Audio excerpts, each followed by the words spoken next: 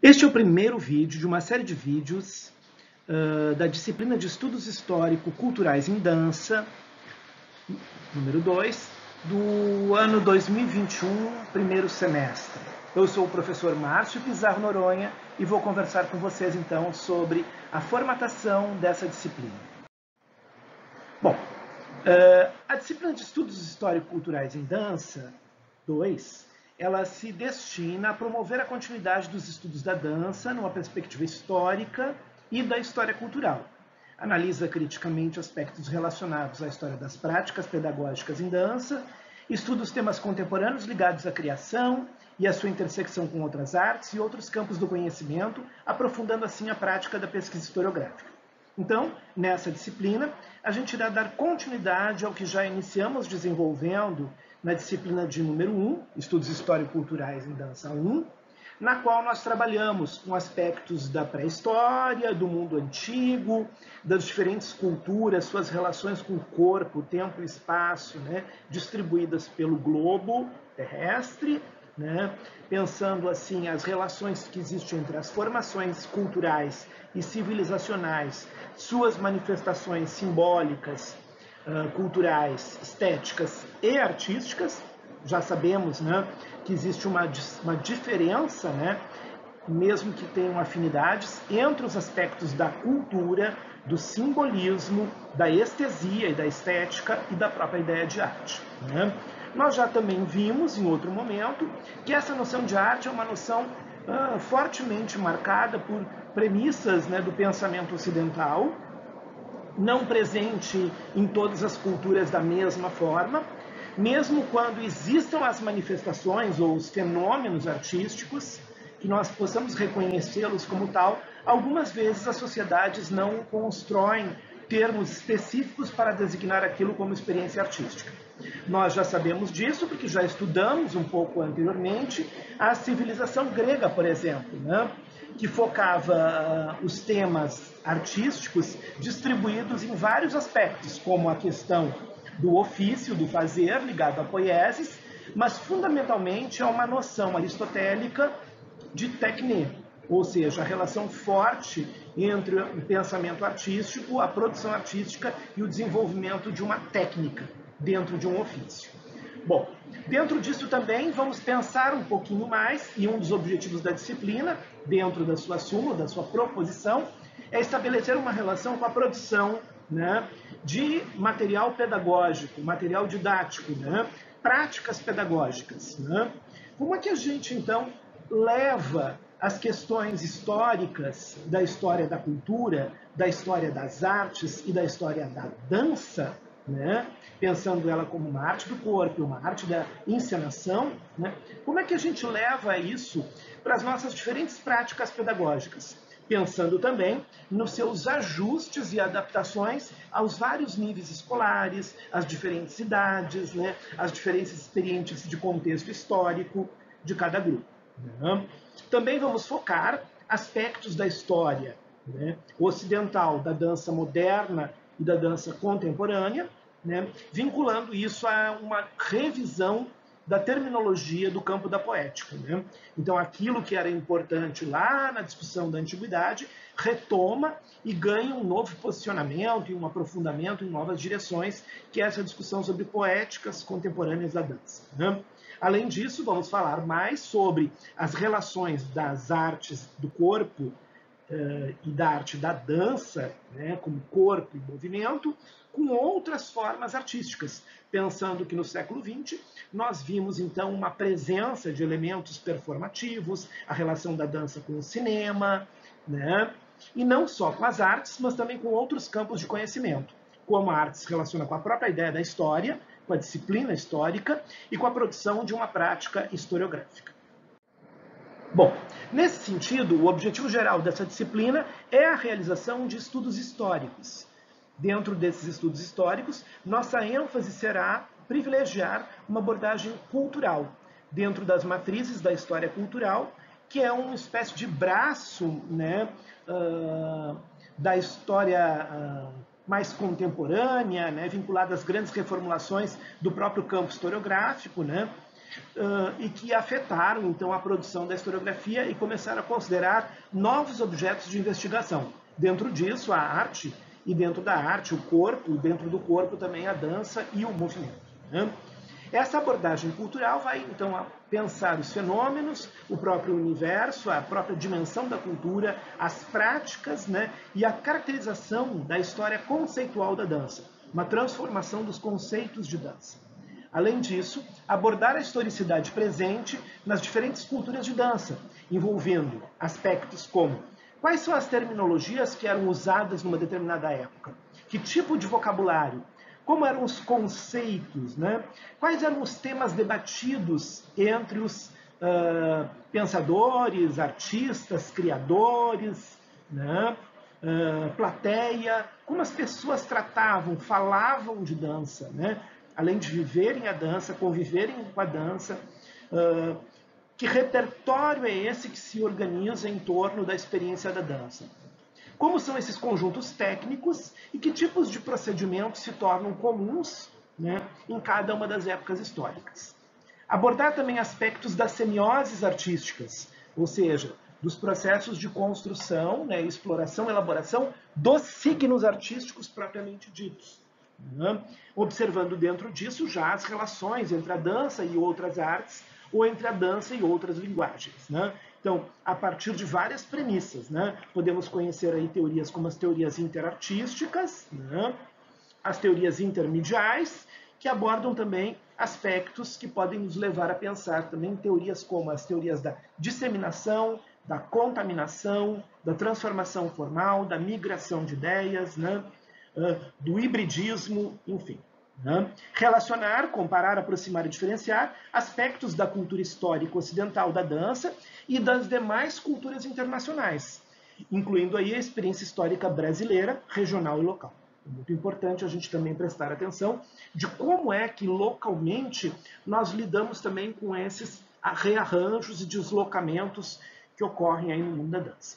Serão também desenvolvidas leituras epistemológicas e de cunho metodológico referente ao que é uma pesquisa histórica, né? E como é que a gente desenvolve uma pesquisa histórica numa articulação com a história dos processos criativos, dos processos sociais e a história das linguagens, do desenvolvimento das linguagens, né? Envolvendo também refletir sobre quais são as estratégias de escrita que podemos utilizar para desenvolver um trabalho de escrita sobre a história da dança. Aspectos biográficos, autobiográficos, narratividade, memorialismo e outros enfoques historiográficos dentro dessa perspectiva. Bom, nosso semestre, então, vai se distribuir em 5 unidades, né, iniciais, cada uma com uma tarefa ao final de um bloco que irão desenvolver, e essas tarefas vão ser desenvolvidas sempre a partir de um conjunto de trabalhos discutidos em pequenos grupos, né? Cada uma dessas tarefas possui uma pequena nota que, ao serem somadas, totalizam a nota do primeiro grau da avaliação da disciplina. Isso vai acontecer, né, da data de 2 de agosto até o dia 19 de outubro. Então, os meses de agosto, setembro, até a metade de outubro, a gente vai estar envolvido com os desafios dessas 5 tarefas, né, que serão, então, lançados espaços para a postagem delas no nosso Moodle acadêmico. Na segunda parte da disciplina, nós vamos continuar trabalhando nesses grupos e desenvolver um trabalho de pesquisa em grupo, capacitados pelos arranjos, pelos temas e debates que nós desenvolvemos na primeira etapa. Nós, então, vamos, a partir de 26 de outubro até o final da primeira quinzena de novembro, trabalhar nesses grupos e produzir um trabalho escrito, que será postado no nosso Moodle, para ser apresentado de forma síncrona em sala de aula. Então, a disciplina tem 2 momentos. Tarefas, né, distribuídas, que serão discutidas em cada um dos grupos, e depois um trabalho global, onde vocês vão desenvolver uma proposta de investigação dentro da história da dança, ocupando-se também de refletir sobre para quem, né, como fazer, que tipo de linguagem vocês vão adotar. Então, temos 2 avaliações, uma em 19 de outubro e a segunda que vai se distribuir em 3 datas. 9 de novembro, a entrega da primeira versão, 16 e 23 de novembro, as apresentações, né? Todo esse trabalho, então, vai ser realizado em grupos durante o nosso semestre E ao final, lá do semestre, se alguém precisar recuperar alguma nota, enfim e tal, eu vou desenvolver então com vocês uma prova de conteúdos objetiva, articulada com alguma questão dissertativa, que vocês irão trabalhar aí assim para reapresentar, e aí será uma avaliação de caráter individual.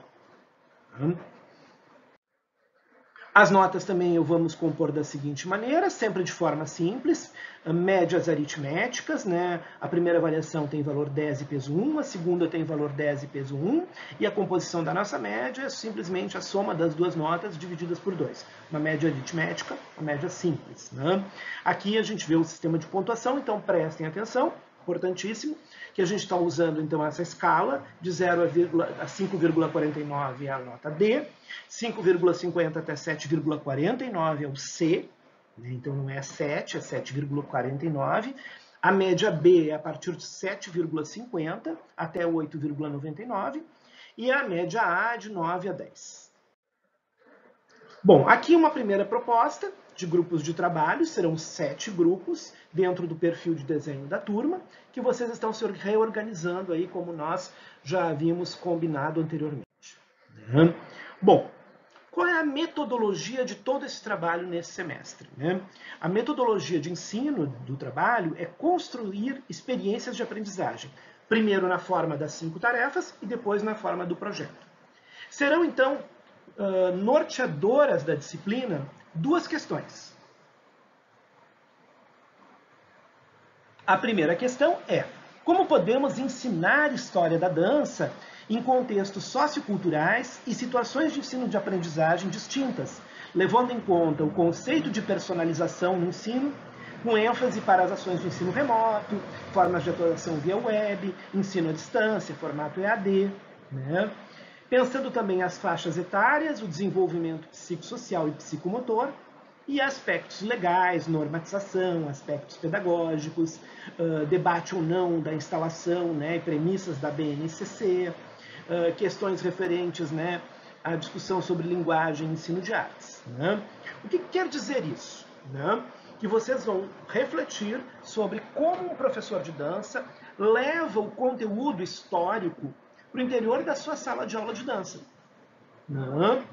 Pensando de que maneira esse conteúdo pode dinamizar, pode se articular, pode integrar, né, a formação artística, a experiência da própria dança na sua prática, né, cultural e na sua prática artística propriamente dita. Né? A premissa que eu estou usando aqui é justamente de que nós não estamos desenvolvendo uma formação de historiadores, mas nós estamos desenvolvendo a formação de docentes, pesquisadores no campo pedagógico, que sabem investigar fontes históricas, sabem construir e articular os conteúdos, pensando aspectos específicos, né, e adequados. Primeiro, a questão de como adequar isso a uma forma remota de ensino. A segunda, como pensar, né, o desenvolvimento psicossocial e psicomotor desse discente que vai ser afetado, pensando aí as faixas etárias, as faixas de desenvolvimento, né, dentro de aspectos legais, quais estão configurados em todo um alinhamento pelo Ministério da Educação. Né? E levando em conta, então, todo um debate pedagógico, né, da presença do ensino de artes na escola. Né? Aliás, poderíamos dizer também, às vezes, até a própria ausência, mais do que a presença. Mas, enfim, tentando pensar um pouco nisso. A segunda questão é como produzir os conteúdos propriamente ditos. Então, a primeira eu vou pensar, né, como é que eu vou fazer o ensino de história? Eu vou trabalhar com um grupo, né, da pré-escola, eu vou trabalhar, é uma escola livre, é um contraturno, é um aluno do ensino médio, né, é um aluno do ensino superior, é um aluno de um curso noturno, né, então isso demanda diferentes questões que eu vou desenhar para pensar ali como desenvolver uma proposta de ensino para esse grupo. E para realizar essa proposta de ensino, eu preciso pensar como é que eu vou, então, eleger os conteúdos, construir um roteiro de conteúdos, né, e pensar o processo de aprendizagem, tornando a pesquisa e a investigação histórica e o conteúdo histórico estimulante àquela pessoa que veio buscar o ensino de dança. E nesse caso, mais especialmente ainda, o desafio de incorporar aí um contexto digital, né? Prioritária ou exclusivamente digital. Vocês podem pensar, formular uma ideia de ensino remoto ou EAD, mais radicalmente, ou então uma forma de ensino híbrido, né? Como vocês vão desenvolver um material pedagógico para essa tipologia de ensino, né? E para adequar isso aos conteúdos, né? Como então vocês vão usar as ferramentas tecnológicas para esse contexto de ensino que a gente está propondo? Nossa agenda de trabalho, então, vai envolver que vocês conheçam, pesquisem, explorem metodologias de várias ordens, incluindo aí as famosas, já bem conhecidas e citadas por muita gente, metodologias ativas. Metodologias também baseadas em projeto, né? Uma das metodologias ativas é justamente essa, a de desenvolvimento de projetos, que é a que eu estou usando com vocês, né? Nessa metodologia ativa de projeto que nós vamos trabalhar aqui, nós vamos então construir duas coisas, né? Nós vamos construir uma cronologia histórica, uma linha de tempo, ou construir um quadro de figuras históricas, né? Então a gente vai abordar a disciplina a partir de dois viés. Um viés que é mais amplo, sócio-histórico, né, e cultural, pensando então, né, as dimensões sociais, políticas, econômicas engajadas na construção de uma linha de tempo complexa, estabelecendo relações entre diferentes temporalidades, né? Ou então, vocês vão optar por construir uma linha de tempo a partir de um quadro de figuras históricas, elegendo um outro tipo de abordagem para construir conhecimento histórico, que é o tipo de história biográfica, né? Uma agenda de história biográfica. Bom, depois disso, nós vamos construir propostas, né, de como lidar com essa temporalidade. Então, são as duas coisas. Vocês vão eleger ou a cronologia histórica, a abordagem sócio-histórica e cultural, ou vão eleger a abordagem biográfica, contar a história através de um personagem, né, que existiu na história. Então, vocês vão fazer pesquisa biográfica, né? Depois, vocês vão eleger duas direções, né, temporais. E é por isso tão importante a gente iniciar discutindo aspectos do que é a temporalidade histórica, né? Então, duas formulações nós vamos trabalhar, né? A ideia de cápsula do tempo, né, e a ideia de visioning, né? O que é a proposta de cápsula do tempo? Cápsula do tempo é uma metodologia de construção de memória para o futuro. É aquela ideia bem simples, né, que a gente conhece aí da literatura, das narrativas, das histórias infanto-juvenis, dos filmes também, né, por que não dizer, quando a gente pega aquela caixinha, né, num determinado momento, tempo, e elege um conjunto de objetos, né, uma carta, uma fotografia, uma fita cassete, né, fazia isso antigamente, né, uma música, enfim, né, uma imagem, qualquer coisa que seja, e a gente guarda, fecha, enterra, né, e diz assim, ó, daqui a 10 anos a gente vai abrir isso aqui. Então, isso é uma memória para o futuro. A gente cria um arquivo documental e lança ele para o futuro, né? Tentando ver se a gente conseguiu selecionar objetos significativos, né? Objetos semanticamente potentes, capazes de produzirem sentido e estabelecerem uma articulação e relações com o leitor de daqui a 10 ou 20 anos com esse tempo que a gente está discutindo aqui. Não é o nosso tempo presente, é o tempo da pesquisa que vocês escolheram. Então, se vocês escolheram estudar uma linha cronológica e trabalhar com o modernismo, né, por exemplo, o período do modernismo, mas não só o modernismo europeu, por exemplo, né, mas a chegada. Então, ao invés de trabalhar o modernismo europeu pelo viés, né, da dança moderna, vocês podem também trabalhar pelo viés do interesse atrativo e a construção das figuras exóticas em torno, né, da presença, né, de um tráfico de ideias, de imagens, de danças que vinham do mundo asiático e que vinham do mundo africano e que passaram a produzir muitos efeitos na cultura moderna europeia do início do século XX. Né? Essa ideia de exotismo, né, africano e asiático, né, através do que a gente chama, né, do colonialismo, o fenômeno do colonialismo, ele é extremamente importante também para desenhar aspectos,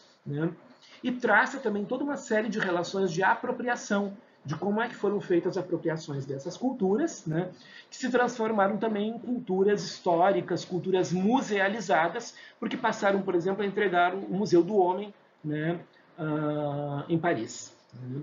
Então, uma espécie de arquivo documental da história da humanidade. Né? Então, vejam, se vocês escolheram trabalhar com essa época, e vocês escolheram trabalhar, por exemplo, com acervos do Museu do Homem, que falam de danças, né, das sociedades africanas, das diferentes sociedades africanas, que foram registradas, documentadas, fotografadas e levadas para um arquivo documental desse museu. Olha que bacana. Então, vocês estão estudando, vejam, são várias camadas de tempo. Vocês estão estudando, né, danças históricas de uma determinada cultura, de uma determinada civilização, e o modo como elas são incorporadas, né, à cultura moderna, né, tanto a cultura artística quanto a cultura histórica museal. Né? E vocês têm que eleger dessas imagens, por exemplo, algumas imagens que constituiriam uma memória significativa para o futuro e que permitisse o leitor de outra época, por exemplo, um leitor da época atual, entender esse passado histórico. Então, é o caso, por exemplo, das Senhoritas d'Avignon, né, uma pintura com traços do chamado movimento primitivista da pintura europeia, feita lá pelo Picasso, que é extremamente importante para a gente entender várias coisas. Não só o movimento da arte moderna, como entender, por exemplo, o tráfico de imagens de mulheres, né? A relação hierárquica e de gênero entre homens e mulheres na sociedade moderna do início do século XX. Né? Tudo isso está ali, apresentado de alguma maneira naquela pintura, naquela imagem. Então, essa imagem ela é semanticamente potente para produzir uma memória para o futuro, porque ela continua lançando perguntas para o tempo futuro. Então, a construção de uma cápsula do tempo é a eleição de imagens e elementos históricos que gerem perguntas para o futuro. Tá? Ou seja, continuam fazendo perguntas. Do outro lado, vocês podem usar uma metodologia diferente, que é o visioning. O visioning é uma memória do futuro. Né? Então, ela é uma memória ficcional, porque ela é construída a partir de um outro tempo, lá à frente, como, então, uma memória utópica, né? Ou até distópica, vamos dizer assim, né? Uma memória que produz, né, uma espécie de relação entre a história e o campo da ficcionalização, entre as dimensões imaginárias do mundo histórico, e a partir de um tempo posterior aos acontecimentos, né, a gente articula e desenha uma história fantástica, uma história fantasiosa, que é como se alguém, né, pudesse, do futuro, direcionar um olhar para o passado. Então, não é alguém construindo um acervo documental com elementos potentes significativamente num determinado tempo para lançar perguntas e se tornarem documentos e testemunhos para o futuro. A cápsula do tempo é uma perspectiva de abordagem da história como história testemunhal, certo? A outra é de uma história imaginária do mundo histórico, dos lugares imaginários, das relações entre a história e a ficcionalização.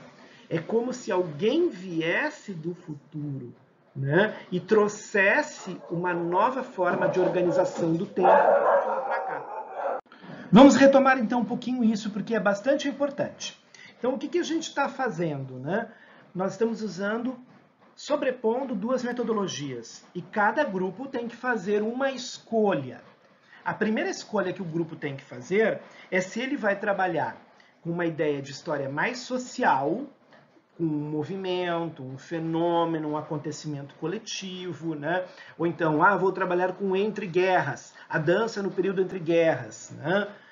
na virada do século XX, a dança no pós-modernismo, né, nos Estados Unidos, ou então os efeitos do pós-modernismo estadunidense na dança brasileira do eixo Rio-São Paulo. Né? Então eu estou ali trabalhando com uma cronologia histórica. Eu estou determinando uma relação temporal e espacial. Né? Eu estou delimitando um campo de tempo e um campo de espaço, para montar um contexto com vários personagens, né, funcionando. Ou se eu vou fazer uma abordagem a partir de uma figura histórica, uma história biográfica. Essa história biográfica não se restringe apenas à história de um indivíduo, pessoa humana. Ela pode ser a história de um teatro, a biografia de um teatro, a construção de um edifício, a construção de uma sala de ensaio, a biografia, né, a perspectiva biográfica da história de um grupo, de um coletivo. Né? Então, o que acontece? Eu conto a história do todo para as partes, né? E observo as relações entretecidas numa trama mais geral. Né? Da outra, eu me coloco num lugar, com um ponto de vista determinado, e tento contar a história desse todo a partir desse ponto de vista particular, que é o ponto de vista biográfico, de qualquer personagem que seja, humano ou não humano. Tá? Então, essa é a primeira parte do exercício que o grupo vai definir. A segunda parte é definir se ele vai trabalhar com uma cápsula de tempo ou se ele vai trabalhar com o método visioning. Visioning eu chamei, então, eu disse que ela se dividiu em duas relações diferentes, distintas, com a própria noção de tempo histórico. A primeira delas, né, era uma relação de memória para o futuro, ou seja, trabalhar a ideia de uma narrativa histórica, né, que elege em algum lugar do passado elementos significativos, potentes semanticamente, que sejam capazes de lançar perguntas para o próprio futuro. Né? Então, uma história de cunho documental, é uma história narrativa, e eu também chamei aqui de história testemunhal. Tá? Chamei que ela produz um testemunho. Tá? A segunda é uma expressão, parece bem mais maluca. Memória do futuro, dimensões imaginárias do mundo histórico, relações entre história e ficcionalização, do que se trata? Então, se as memórias são narrativas a respeito do passado, né, elas não só se sustentam ou não só se suportam a partir de conteúdos e elementos vindos desse próprio passado. Mas nós podemos pensar nesse visioning, nessa memória do futuro, que é uma expressão do psicanalista Bion, né, numa ideia de inversão de tempo, um empurrar do futuro para o passado. Né? Aquilo que ativa um processo fantasioso e inventivo, e, portanto, que proporciona uma noção de ficcionalização, tão bacana para quem, por exemplo, trabalha com ensino de arte, o ensino do corpo, ensino envolvido com a dimensão da experiência, né, que articula aí criatividade, fantasia, mundo onírico, etc. e tal. O importante aqui é a ideia de explodir aquele contínuo temporal. Né? Sair dessa ideia de um livro de memórias. Então, a história da dança é sempre um grande livro de memórias da dança, articuladas numa linha exclusiva de tempo. Mas, na verdade, muito mais do que isso, né? Quase como camadas e camadas que se sobrepõem e coisas que vêm do futuro para o passado, né? Que continuam incidindo. Né? E isso é bem importante. Ao invés de simplesmente, né, a gente organizar isso numa linha de tempo, a gente está desorganizando esse tempo e provocando para produzir relações inovadoras, né, em relação ao que se passou. O que será que eu daqui a 10 anos vou imaginar em relação ao que eu imaginava hoje sobre, por exemplo, 50 anos atrás? Né? Então é um trabalho que não é só de reconstrução do passado histórico, mas é um trabalho de invenção da história. É um trabalho de construção histórica, né? Que vai tentar produzir inventivamente respostas para coisas como vazios, incongruências. Então ela é muito bacana. Né? A memória do futuro, por exemplo, ela pode preencher fantasisticamente, proporcionando uma ideia de uma história que poderia ter acontecido, né? E que não ocorreu. né? Então, é uma memória muito ativa, né, nesse sentido. Por exemplo, né, ela pode ser extremamente estimulante, instigante, para trabalhar com processos de empoderamento e processos, né, afirmativos. Né? Porque ao invés de simplesmente eu olhar para o conjunto de coisas que não aconteceram, eu posso proporcionar, justamente pelas essas não ocorrências, o preenchimento e a construção de um outro tipo de passado. Uhum.